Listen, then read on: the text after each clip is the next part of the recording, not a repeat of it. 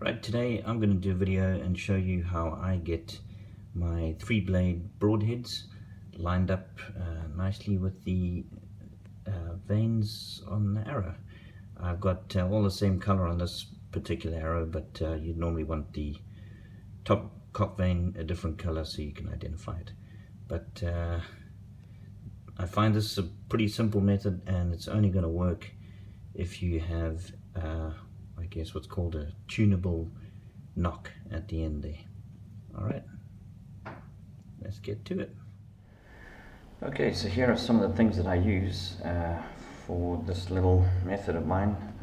First of all, what I do before I put any inserts in the arrows, I just square the ends. It's not completely necessary on this setup because I'm going to be using a footer, or I know some people call it a adapter, because I shoot a pretty heavy arrow, and sometimes the end of the arrow can split from a heavy impact on a bone. So this footer helps a bit of strengthening and adds a bit of weight to it. I like a nice heavy arrow with a forward to center pretty far forward. So as I say, once I've squared it, this is going to go over it, which kind of defeats the point, but I like to know that everything's nice and square. So these are great little things. They come from Vantage Point Archery. I like them and they work well. Also what comes from Vantage Point Archery are the broadheads that I use. These are the 150 grain vented 3-blade broadheads. I think they're pretty awesome. And obviously aligning 3 blades with 3 vanes is what we're trying to do, so those go with it. I'm also going to fletch the arrows with this Goat Tough arrow fletcher. It's pretty simple. I'm not anything special at fletching arrows, but this one caught my eye. It's a reasonable price, does the job just the same as a lot of the expensive ones out there. And not for any particular reason, but I think they're pretty good. I'm going to be using the Max Hunter vanes. Alright, so the first thing I do is, as I say, I want to square the ends of these. They were cut not by me, by the place I ordered them from. So I'm sure they're reasonably straight, but just to make sure that they're absolutely spot on, I first put a little, whatever you want to call it, Sharpie mark around here that I can see. That makes a nice contrast. And if you haven't used one of these squaring tools before, it's pretty simple. Stick it down there, put it against the end, a little bit of forward pressure, and just give it a turn any direction you want. Just keep it nice and flat on there. Don't have to push hard, and have a look, see how it comes out. Yeah, pretty good. No silver on the end, which means it's nice and square. Okay, I won't bore you too much with the next step. So obviously you're going to use some alcohol to clean off any of the shavings from squaring the arrow or from cutting it to length. I just dip it in a bit of alcohol there, make sure it gets down in there nice and clean, get it all out, and leave it to dry for a little while. Okay, so in case you didn't know, the Eastern Axis arrows use a hit insert, which is obviously, if you haven't heard of it, you don't know what it is. It's an insert that goes all the way inside the arrow shaft, keeping the diameter nice and thin. So I like to make sure that these are good and clean, and then they don't come out when you shoot them. So a bit of alcohol on a little piece of rag, and pretty simple, just give them a good wipe down. The important thing is, once you've cleaned them off and you're going to leave them to dry, try not to touch them with your sticky fingers after that. So I just put them down, keep them out of the way, and make sure that once I've cleaned them all, I'm not going to be handling them again until I'm actually putting them in the arrow shaft. Alrighty, so now the next thing is obviously to glue in the inserts. I have only done this on about 2 dozen arrows before. I did have a couple of them where the insert slid down to the wrong position. I couldn't use them. So I'm certainly no pro at this, but this is how I do it. You probably want to do it a different way. As you can see, I'm trying not to touch the insert too much. And again, with all the glue that we put on archery inserts and things, less is more sometimes, so I try not to put too much in there. So a bit of a bead going down, and I just get around that little groove at the bottom there, spread it around. As I say, try not to get your greasy fingers on it. So going in, turning it around as we go, pull it in and out a little so the glue gets in all of the little spots. And right now I'm going to set the depth of the tool, pull it out, wipe off any of the excess here, and then what I do is I've shaved off the little sides of one of these depth setting tools, and after I pulled it out I just make sure that it hasn't crept forward. There we go. So that's not doing anything except just making sure the depth has gone down, or the insert has gone to the correct depth. And then you want to keep that nice and flat, don't lift it up, otherwise the insert will slide, as I've learned from experience. Okay, so the next step is to install the footer.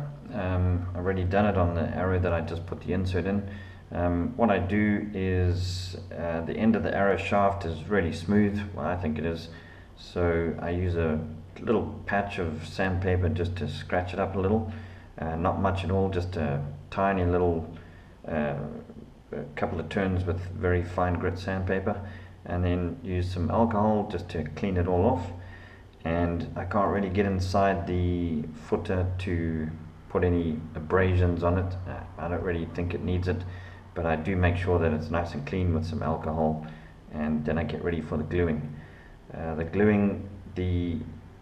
The fitting between the footer and the arrow, there's almost no margin of error at all. It just slides on absolutely perfect, so there's not much room for the glue to get into. So that's why I think a little bit of scratching up on the shaft is a good idea. This is the glue that I use. It's the Eastern, I don't know what it is, insert adhesive. It works really well. I've had a few inserts that I've tried to get out, and man, they don't come out for all the effort in the world, so I think it works well. And that's it. This one's drying up. We'll get to the next step in just a second.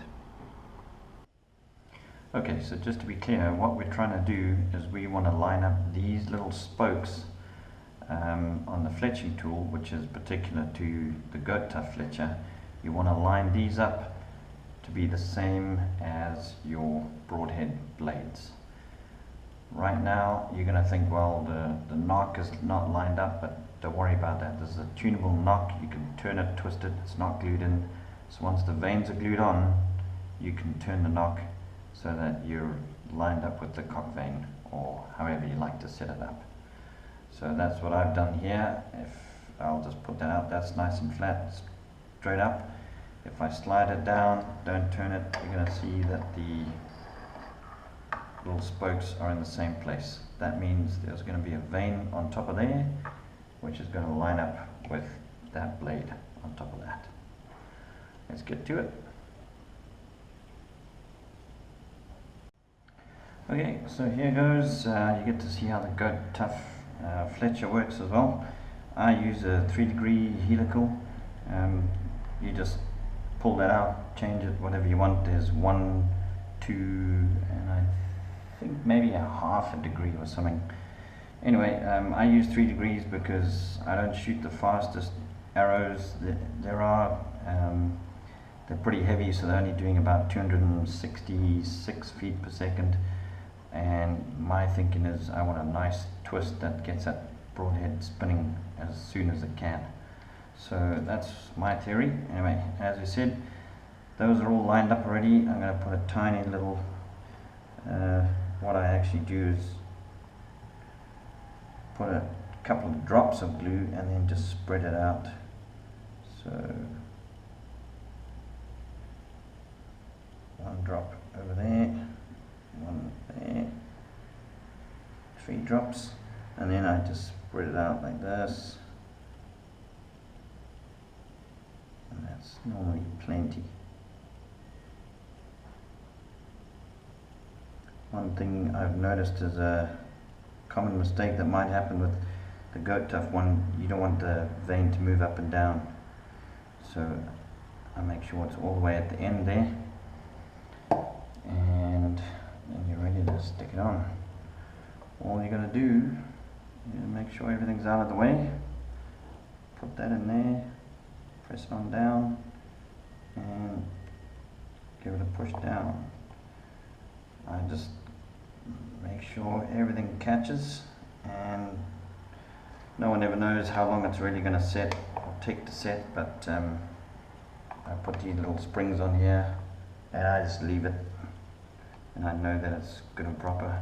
I don't do a whole bunch of arrows at one time, so I take my time and try and make sure that it's done right, and normally is. We all make mistakes, that's why it's great to see these videos that other people make, and we all can learn. But that's that, so I'm going to give that just another couple of seconds to just set, and then I'll pull it off and show you how it lines up with the blades of the broadhead at the end there. Alrighty, by now that should have dried. I didn't leave it for too long, maybe a minute or 2, not even. So you lift that up, and there you go, your vein is nicely glued on, and if you can see, like I said, that's where it puts the vein. I mean, it's a big helical on this, so it's kind of spread out across the shaft, but that's where it is. And if I just move this shaft straight on up, you'll see the broadhead blade is right there.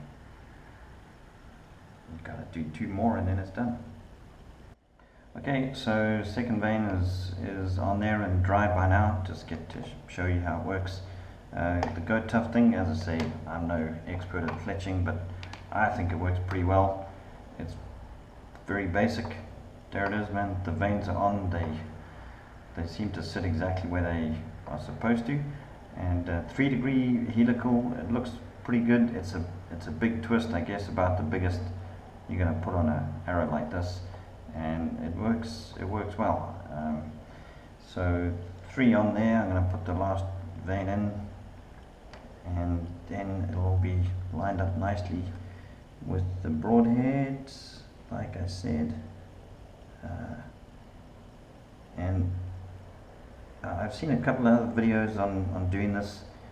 I personally don't think that aerodynamically it's going to make much of a difference if your broadheads aren't lined up with the vein, but and if you're going to do it, you might as well do it right and make it look nice, and who knows, it might make a difference.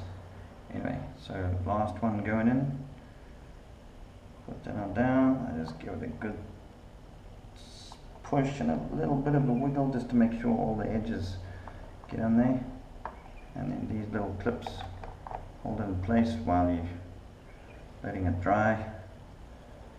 Spring down, there you go. So that's it.